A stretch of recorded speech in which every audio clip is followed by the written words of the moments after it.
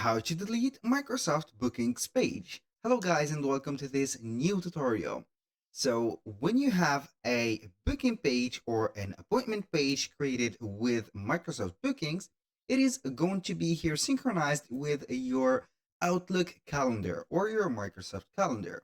So we need only to head over Microsoft Bookings or Microsoft Outlook. So we are going basically here to have the emails. Now, from the emails, we're going to see at the left side of the screen, here we have a menu. So we have bookings and we have calendar. So we are going to click on calendar.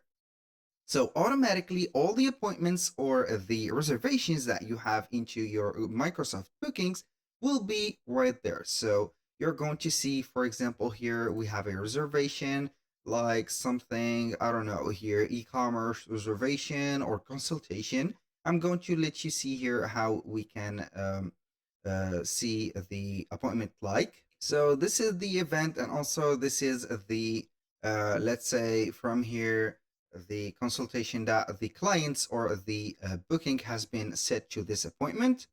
So as you can see, we have to the calendars, we have the calendar and have go to my booking page. For example, if I click on it, it will take us directly to our account.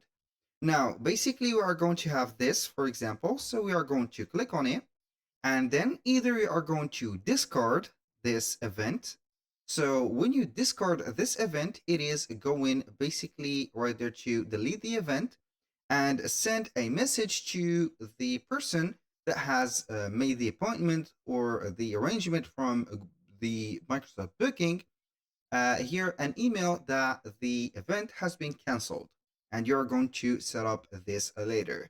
So that was all for today's video. If you found this video helpful, please hit the like button and don't forget to subscribe to our channel to see more useful videos.